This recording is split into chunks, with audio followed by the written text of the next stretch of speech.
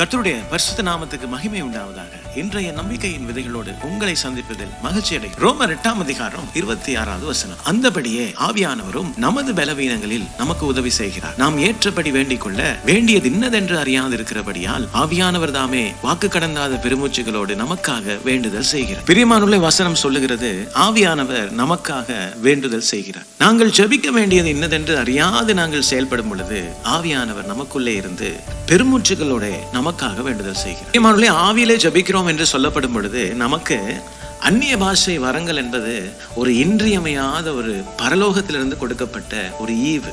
இந்த அந்நிய பாஷை நம்முடைய ஆவிக்குரிய மனுஷனை மேலோங்கி நிற்க செய்யத்தக்கதான ஒரு வல்லமை கொண்டது. ஸ்மித் விகில்ஸ்வர்த் என்ற தேவ மனுஷரை குறித்து கேள்விப்பட்டிருப்பீர்கள். 18ஆம் நூற்றாண்டிலே இங்கிலாந்து தேசத்திலே யோக்ஷார் பகுதியிலே வாழ்ந்தவர். மிகவும் வறுமையான ஒரு குடும்பத்திலே இருந்து வந்தவர். இவருடைய வாழ்க்கையில இவர் அதிகமாக படிக்கவில்லை. அவருடைய மனைவிதான் இவருக்கு எழுத்துக்களை வாசிக்க கற்றுக்கொள்ளுகிறதுக்கு உதவி செய்தார். இவருடைய வாழ்க்கையிலே இவர் முழுவதுமாக வாசித்து முடித்த ஒரே ஒரு புத்தகம் நம்முடைய வேதாகமம்.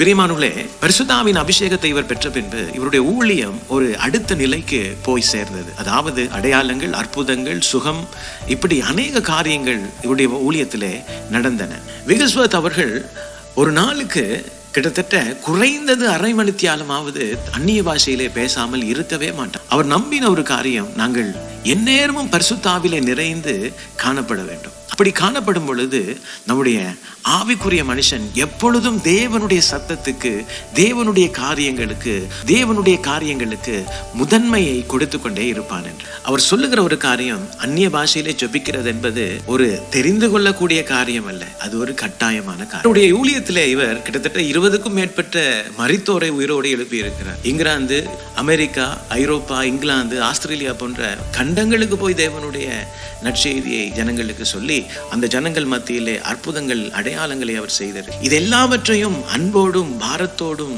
செய்கிறதுக்கு அவருக்கு உறுதுணையா இருந்தது இந்த அந்நிய பாஷை வரம். பிரியமானவர்களே, இன்று நீங்கள் இந்த அந்நிய பாஷையின் வரத்தை பெற்றவர்களாம். ஒரு நாளைக்கு எத்தனை மணி நேரம் அந்நிய பாஷையிலே ஜெபிக்கிறதுக்கு நம்ம நேரங்களை ஒதுக்குகிறோம்? பிரியமானவர்களே, அந்நிய பாஷை நமக்கு ஆண்டவர் கொடுத்த ஒரு பரலோகத்திலிருந்து வந்த ஒரு பொக்கிஷமான ஒரு ஈவு. அந்த வரத்தை நாங்கள் அனல் மூட்டி எழுப்புவோம்.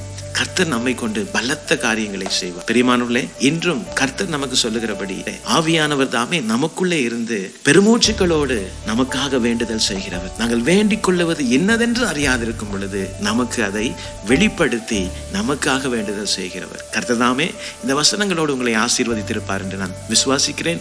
தொடர்ந்தும் பைபிள் மரத்தின் வேத தியான பகுதிகளோடு இணைந்து கர்த்தருடைய ஆசீர்வாதத்தை பெற்றுக்கொள்ளுங்கள்.